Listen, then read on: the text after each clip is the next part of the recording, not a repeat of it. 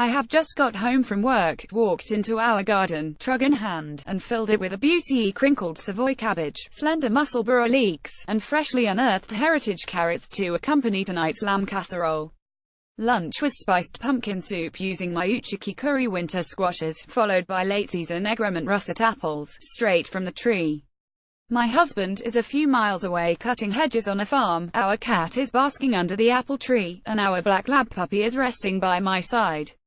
It's pretty idyllic, except for one thing. I would dearly love a child to be in this picture, too.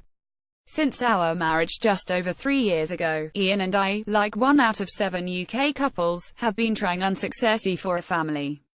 After a year of hoping to conceive naturally, we had 12 months of NHS tests, followed by 3 self-funded rounds of IVF. Grueling, relentless, hopeless. Not being able to start your own family is tough. But while I've been injecting my abdomen with hormones, discovering that not all tablets are taken orally, waiting months between appointments, and trying to make sense of it all, the spinach has been germinating, celeriac swelling and raspberries ripening. The constant of gardening has provided welcome relief. While I've been trying to make sense of it all, the raspberries have been ripening.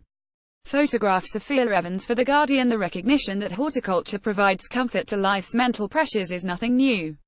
In 1978, what we now know as Thrive was set up, a charity that uses gardening to help people with disabilities or ill health. Its research shows social and therapeutic horticulture can reduce stress and anxiety. I've found I can break negative thought cycles by walking on 2-hour plot. My attention turns towards a stray tendril that needs tying in, pet glut of French beans that demands picking, or the first sumptuous bloom of a cactus dahlia. I feel is blowing my own trumpet, but am good at gardening. I'm the daughter of smallholders and am head gardener at a local hall, and while my body might be letting me down in the most fundamental way, I feel reassurance that at least this part of my life is within my control. Heathers and violas in Lucy Chamberlain's garden. Photograph Sophia Evans for The Guardian. While nobody has provided any specific reason for our infertility, I assume my age 43 is playing a major part. Blood tests and scans report everything is normal for both of us, but our first IVF round revealed that few of my own follicles contained eggs, and the resulting embryos were of insufficient quality for transfer. Despite being a fit, healthy, active woman, I felt old, unfeminine and incomplete. It surprised me, but I think people are uncomfortable talking about infertility unless they've experienced it themselves, or are close friends. Not mentioning it because you don't want to upset someone is kind, but it leaves that person with little support. Advice isn't necessarily needed, just a confidant. It's been tempting to shut myself off and pretend these fearsome events aren't happening. Thoughts left whirring through your head because you haven't had the chance to air them unhealthy.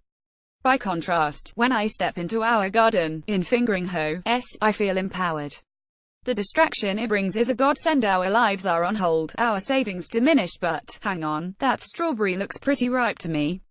Membership event Guardian Weekend Live. In just over 2 years we have turned a tangle of saplings and weeds into a burgeoning fruit and vegetable garden. Ian, like me, is a gardener. I've enjoyed turning the produce into meals, perhaps tapping into my desire to be a creator and a provider, when that power is being undermined elsewhere. Basil and tarragon pesto, courgette and mint rosti, and dill hollandaise have graced our dining table. There are failings, weeds take over, pigeons gorge themselves on uncloshed greens and trays of old seed that fail to germinate. In the wrong frame of mind, that last scenario mirrors my own. But the fresh air and sunshine revive me. I've also had satisfaction developing the mixed ornamental borders around the perimeter of our lawn. In spring, expect to be met by alliums, aquilegias, foxgloves, brunner and bugle in blue, purple and pink. The late summer border is packed with orange calendula and thunbergia, golden rudbeckias, russet-colored heleniums, lemon yellow sunflowers and purple convolvulus. As I type, I'm surrounded by seed catalogues for the 2018 season. While Ian and I may not know what our next step is, I've spotted a beautiful poppy that would look perfect among the alliums and aquilegias.